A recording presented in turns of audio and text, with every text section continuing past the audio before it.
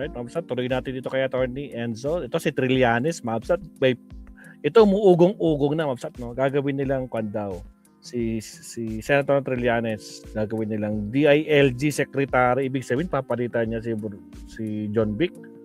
Pakinggan nga natin to. Again, sa mga bagong pasok, huwag kalimutan mag-like and subscribe. Shoutout sa ating mga live viewers ngayon at syempre sa ating Team Replay, Mabsat. Shoutout sa inyo.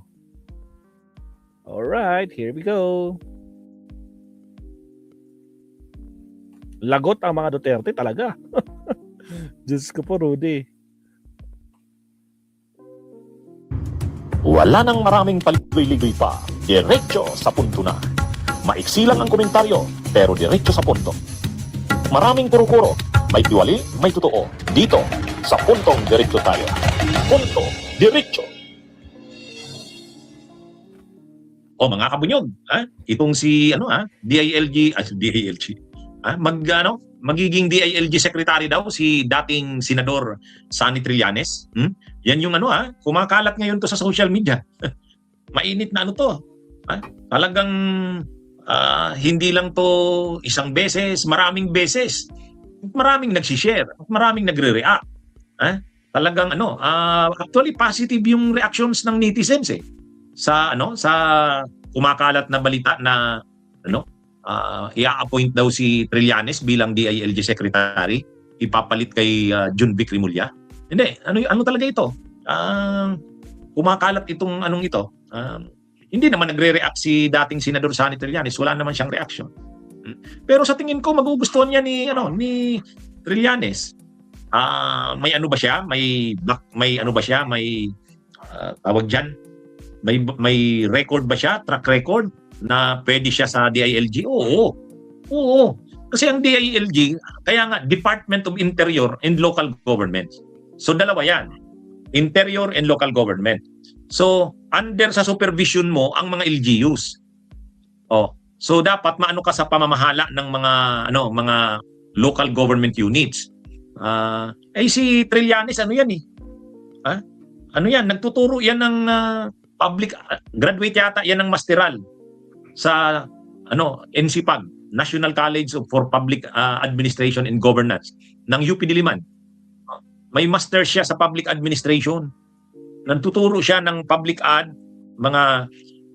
yung mga governance courses sa Ateneo de Manila. So, syempre kung mga local government units, kasi Department of Interior and Local Government, may background diyan kasi may masteral siya sa UP Diliman, yung sa NCPAG. At saka nagtuturo siya sa ngayon sa mga subjects na ganyan, public ad, good governance. Nagtuturo siya niyan sa Ateneo. At kung pagdating naman doon sa usapin ng kasi ang DILG, pag secretary ka ng DILG, hindi lang naman local governments Yung yung Bureau of Fire, sa'yo yan. Under mo yan. PNP, syempre. BJMP. Ano pa ba? Bureau of Jail Management and Penology, Tapos Bureau of Fire, saka yung Philippine National Police, CIDG, under mo yan. Under yan ng under yan ng Department of Interior and Local Government. Di syempre, yan. Kabisado yan ni Trillanes din kasi dati siyang PMAyer, dati siyang sa Navy. Kaya yan, subong-subong. Di ba tumakbo sana siyang mayor ng Caloocan? Kaya siya, may alam siya sa local governments, public administration, may alam siya sa ng PNP, ng Bureau of Jail Management and Penology. So, tamang-tama. At saka talagang pag sekretarya ng DILG, didisiplinahin yan yung mga abusadong mayors, governors, pati mga mga barangay officials, yan. Saka di ba under niya ang CIDG sa PNP? Yung mga hindi pa rin naaaresto. Si Bato, wala naman palang warrant to si Bato. Si Bantag, si Atong ang pagpapabalik kay Roque, ang pagpapabalik kay Saldico, kayang-kaya yan ni Trillanes. Hindi tulad ngayon kay John Vic. Ang daming hindi pa nakukulong. Ha? Hindi pa naaaresto si Bantag, hindi naaaresto si Atong Ang, hindi napapabalik si Roque, hindi napapabalik si Saldico. Wala eh. Tapos ang pinag-iinitan ngayon ni Junvic, yung mga hindi nakadamit, pantaas. Siyempre sa sobrang init. Yung mga nagiinuman sa bangketa, yung curfew, yan yung programa ni Junvic.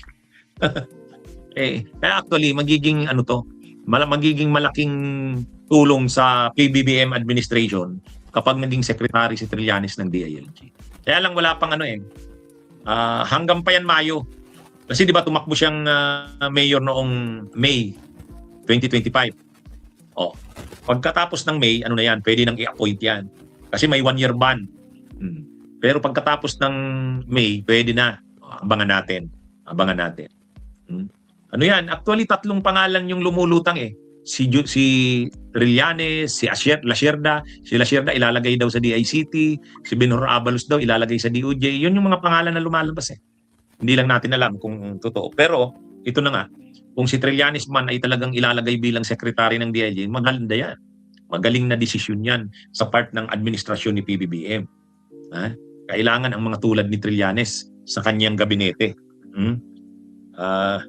Kaya ito mga kabunyog, abangan natin.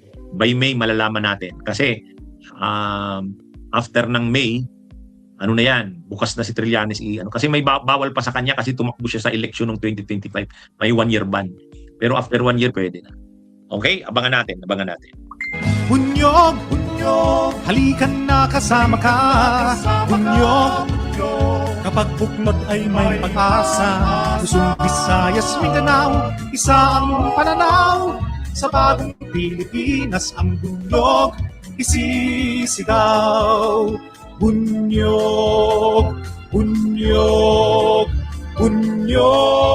Alright, mag-last tayo kay attorney. Mabsat, ito na si Ramil Madriaga, mga kabsat. Take your taste buds on tour with Kahit ano